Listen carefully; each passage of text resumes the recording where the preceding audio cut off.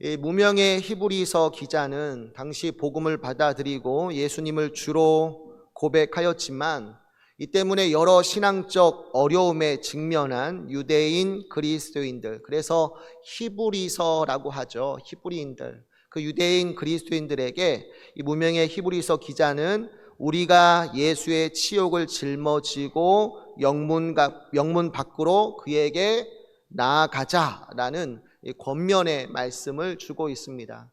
생각해보면 참 잔인한 말씀입니다. 안 그래도 믿음 생활 때문에 힘들고 어렵고 짜증나는 일들이 너무나 많이 있는데, 믿음 때문에 매일이 죽도록 힘든 사람들인데, 그런 사람들에게 히브리서 기자는 괜찮아, 지금도 충분히 잘하고 있어, 상황이 곧 나아질 거야 라는 말로써 위로해 주기는커녕 오히려 흔들리지 마, 우리가 예수의 치욕을 짊어지고 영문 밖으로 그에게 나아가자라는 말로써 오히려 몰아붙이고 있기 때문에 꼭 이렇게까지 말을 해야 할까라는 생각이 들게 되어집니다. 그러면 히브리서 기자가 핍박받는 유대인 그리스도인들에게 우리가 예수의 치욕을 짊어지고 영문 밖으로 나아가자라고 말하게 되는 이유가 무엇일까요? 특별히 영문 밖, 이 영문 밖이라는 것이 도대체 어떤 곳이고 무슨 사건이 일어났길래 이렇게 우리에게 영문 밖으로 나아가자라고 말하는 것일까?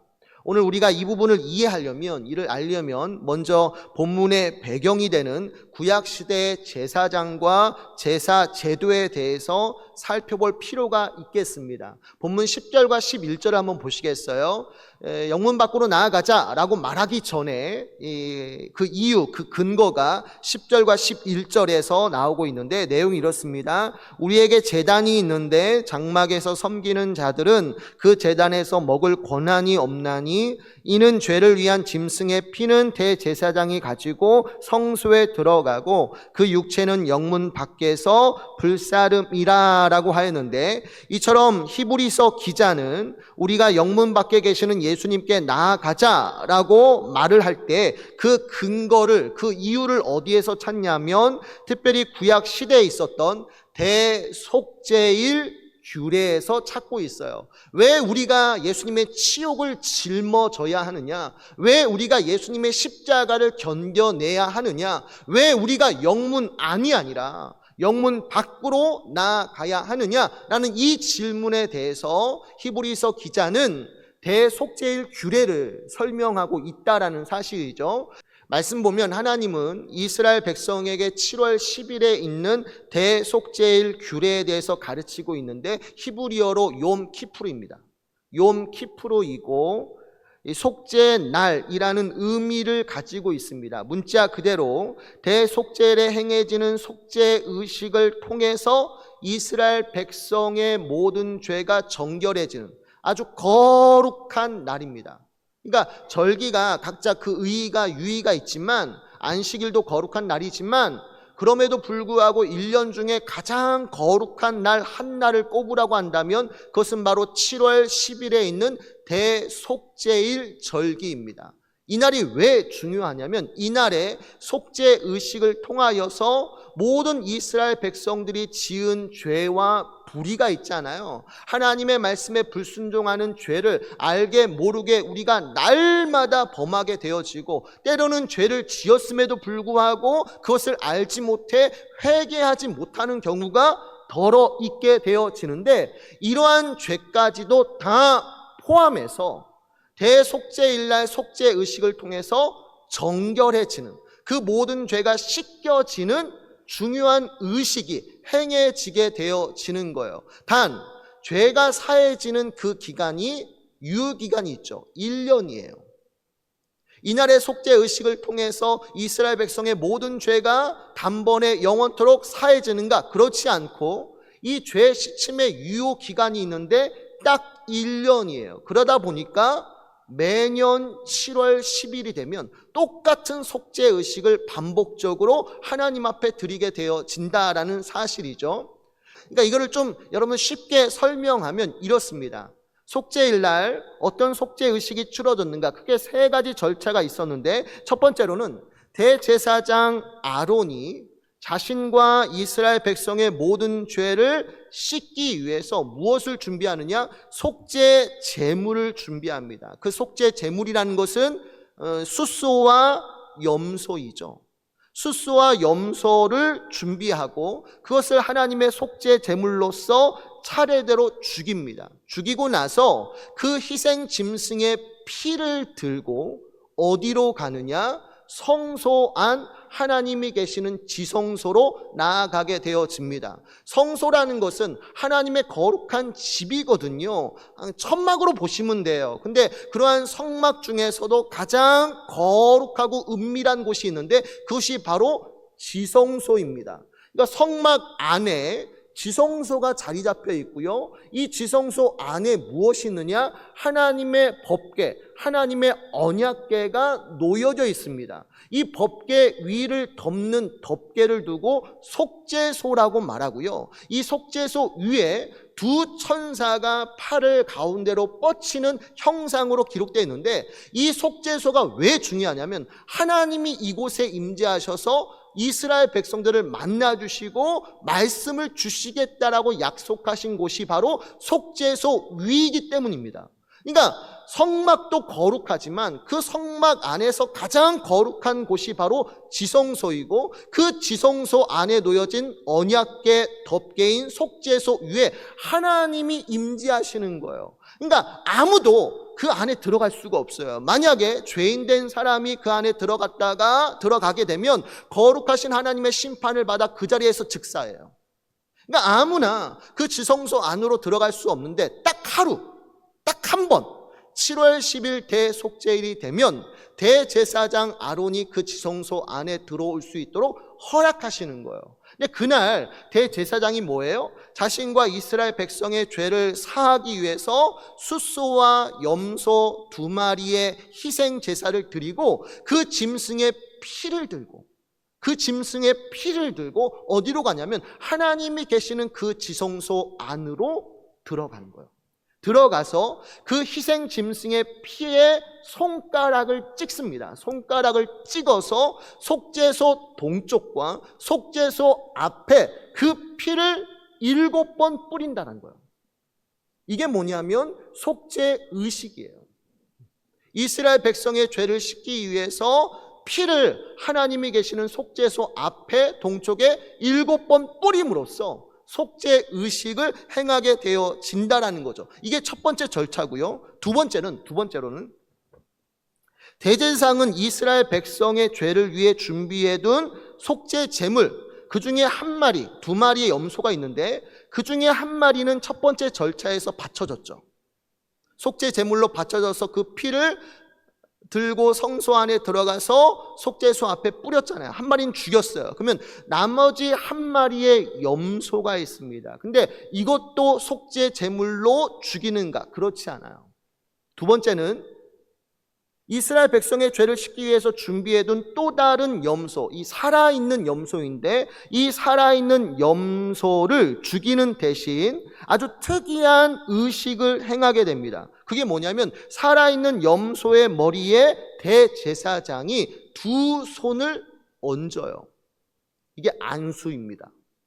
살아있는 염소의 머리에 대제사장이 2손을 얹어 안수를 하게 되는데, 이 안수의 의미가 무엇이겠습니까? 이스라엘 백성의 모든 죄와 불의가 있잖아요. 그 모든 것들을 누구한테 전가하는 거예요? 살아있는 염소에게 이스라엘 백성의 모든 죄를 다 전가시킨다는 의미로서 그 살아있는 염소의 머리에 대제사장이 2손을 얹고 안수를 하게 되어지는 거죠.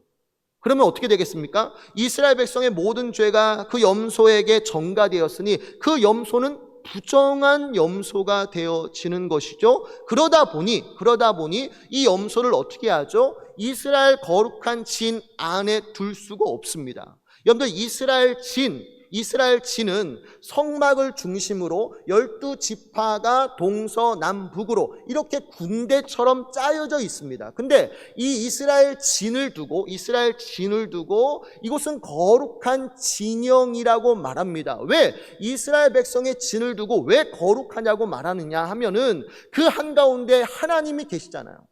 거룩하신 하나님이 성막 가운데 계시고 그 성막을 중심으로 언약 관계를 맺은 이스라엘 백성이 둘러치고 있기 때문에 이스라엘 백성이 진을 치고 있는 그 진영은 한마디로 거룩한 하나님의 집이고, 그러다 보니까 거룩한 하나님의 집에 부정한 것들이 있을 수 있습니까? 그럴 수가 없잖아요. 그러니까 어떻게 해요? 대제사장이 이스라엘 백성의 모든 죄를 살아있는 염소에게 안수하여 정가한 다음에 그 부정한 염소를 어떻게 하느냐? 이스라엘의 거룩한 진 밖으로 내보내는 겁니다. 부정한 것은 거룩하신 하나님 앞에 있을 수 없으니까 이스라엘의 거룩한 진 밖으로 내보내서 어디로 보내느냐? 광야로 보내는 거예요. 그 살아있는 염소를 이스라엘 진영 밖, 어떻게 보면 영문 밖이죠. 그러니까 영문 밖, 영문이라고 했을 때 문자 그대로 진, 군대라는 의미를 가지고 있거든요. 그러니까 영문 밖으로 보내서 광야로 보내는데, 광야는 어떤 곳입니까? 빈들이잖아요. 생명체가 거의 살아갈 수 없는 척박하고 황폐한 버려진 땅 아닙니까? 근데 그 광야로 살아있는 염소를 보내게 되면 결국 어떻게 되죠? 죽게 되는 거죠. 그러니까 죽으라고 보내는 거예요. 왜? 그 염소는 이스라엘 백성의 모든 죄를 지고 대신 죽으러 가는 거죠. 이게 두 번째 절차입니다. 마지막 세 번째 절차는 뭐냐면, 대제사장은 의복을 바꿔 입습니다. 세마포 옷을 벗고 물로 몸을 씻은 다음에 대제사장 의복으로 갈아입죠. 그 다음에 무엇 하냐면 순양 두 마리를 자신과 이스라엘 백성의 죄를 위하여 번제로 바치게 됩니다. 번제로 바치게 돼요. 다 태워버리는 거죠. 그리고 이게 중요해요. 앞서 속죄 제물로 바쳤던 숫소와 염소의 남은 것들. 여러분들 첫 번째 대제사장이 이스라엘 백성의 모든 죄를 위해서 속죄 제물 두 가지를 바쳤잖아요. 숫소와 염소잖아요. 그 희생 짐승의 피를 들고 성소 안에 들어갔지 않습니까? 그럼 나머지 시체가 있을 거 아니에요. 그 시체는 어떻게 할까요? 그 시체는 보통의 경우라면, 보통의 제사라면 제사장은 희생 짐승의 일부분을 취하여 자기 소득과 양식으로 삼을 권리가 있지만, 이날만큼은 이렇게 희생 짐승의 피가 성소에 들어가게 되면 제사장은 그 어느 것도 취할 수 없고 그 시체의 모든 것, 즉 가죽과 고기와 똥일 거 아닙니까? 그 모든 것들을 어떻게 하냐면 이스라엘 진 밖에 정해진 곳에서 어떻게 해요? 다 불태워버려요. 그러니까 속죄 제물로 바쳐졌던 숫소와 염소의 시체는 영문 밖, 그죠? 영문 밖에서 다 불태워 버리게 되어진다라는 사실이에요. 그러니까 정리하면 대속죄일에 치러지는 속죄 과정 중에서 특별히 영문 밖, 이 영문 밖이라는 단어와 관련해서 두 가지 의식이 치러지는데, 하나는 대제사장이 속죄 제물의 피를 들고 성소에 들어가고 그 시체는 영문 밖에서 다 불태워버리는 거. 이 의식이 치러지고, 또 다른 하나는 살아있는 염소의 머리에 안수하여 이스라엘 백성의 모든 죄를 전가하고 역시나 영문 밖, 하나님이 계시지 않는 버려진 땅, 광야로 그 염소를 보내어서 죽게 내버려 두는 의식이 치러지는 거예요. 그리고 이 의식을 통하여서 그날 이스라엘 백성의 모든 죄가 정결해지고 하나님의 풍성하신 은혜와 복을 다시 누리는 기쁨의 날이 되어진다라고 말씀하고 있는 것이죠. 자, 그렇다면 생각해 보세요. 이러한 대속죄일의 속죄 제물이나 혹은 영문 밖에 광야로 보내진 염소를 바라볼 때, 제가 두 가지를 강조했죠. 이스라엘 백성의 모든 죄를 위해서 속죄 제물의 피가 하나님 앞에 바쳐졌고 그 시체는 영문 밖에서 불살라졌어요. 마찬가지로 살아있는 염소도 이스라엘 백성의 모든 죄를 짊어지고 하나님이 계시지 않는 버려진 땅 광야로 보내져서 죽임을 당하게 돼요. 자, 그렇다면 이러한 속죄 제물과 살아있는 염소를 생각할 때 우리가 궁극적으로 신약 시대에서 누구를 떠올릴 수 있겠습니까? 잘 들으셨네요. 바로 예수 그리스도이십니다. 여러분들, 갓 태어난 아기가 엄마와 잠깐 떨어져서 혼자 있게 되면 어떻게 하죠? 그야말로 숨이 넘어갈 만큼 큰 소리로 울면서 엄마, 엄마 찾아요.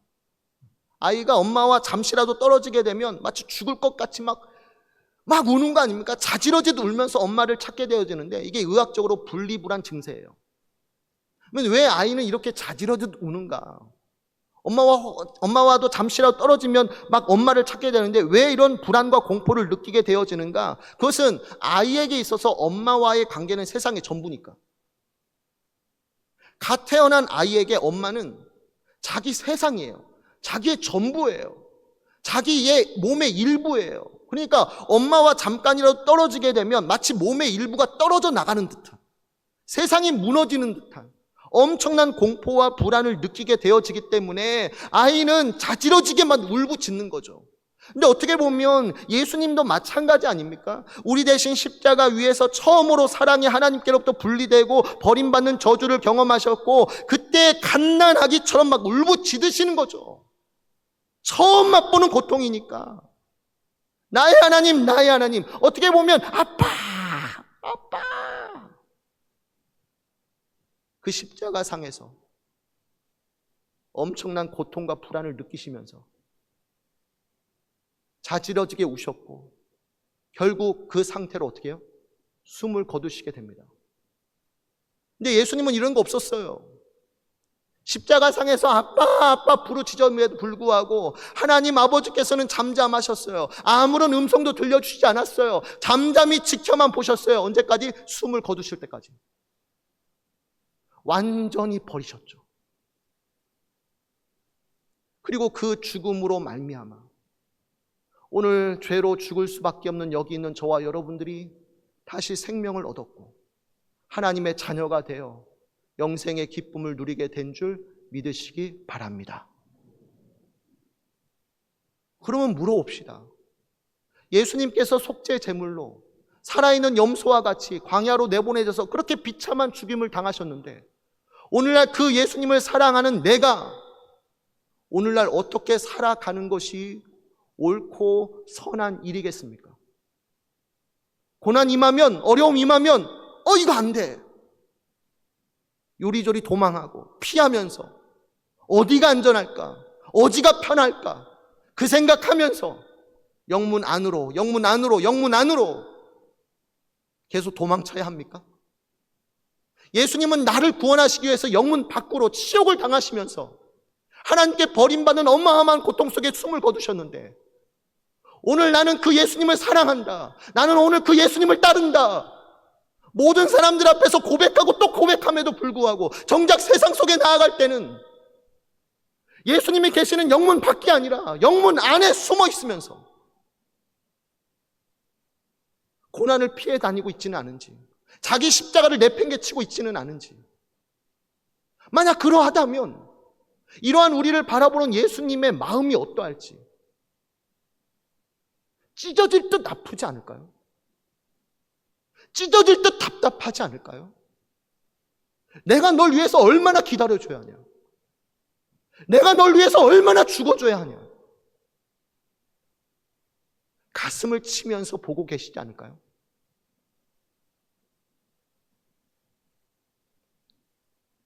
여러분들 일제강점기에 신사참배, 우상숭배죠. 신사참배를 끝까지 거부하시다가 결국 감옥에서 고문받고 순교당하신 주기철 목사님이 계십니다. 몇 번 얘기했던 적이 있죠. 한 번은 그분이 4번째 구속된 날 아침이었어요. 조반상을 받고 막 첫 숟가락을 입에 넣으셨을 때 일본 경찰들이 들이닥치죠.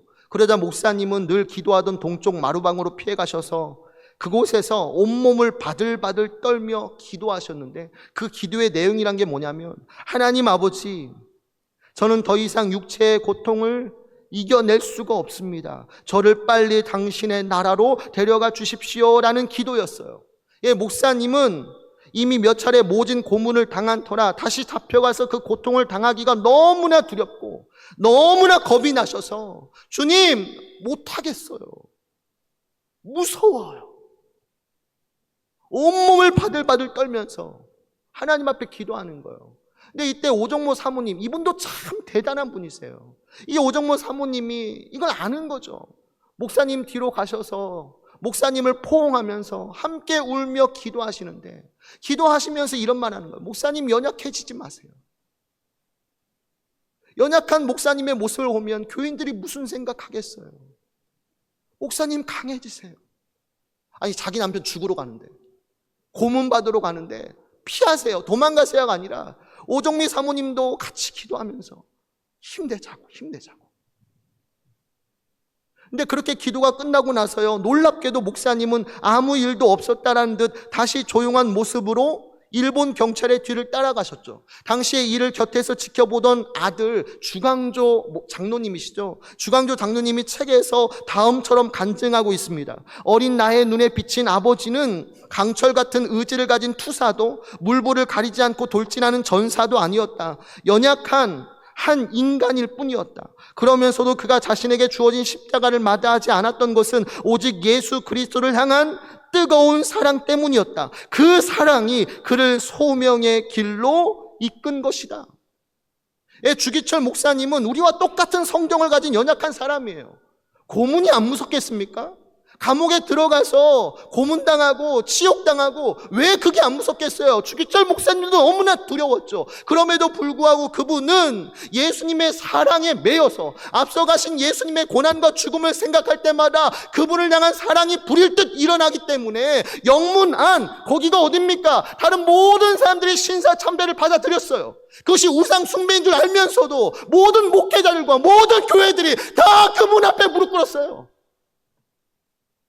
일본이 총칼을 들이대니까 평안할 때는 주님을 사랑합니다, 내가 주님을 따라가겠다고 말하던 그 많은 목회자들과 그 많은 교회들이요, 한순간에 일본 경찰 앞에 무릎을 꿇고요, 총회에서 그것을 결의해요.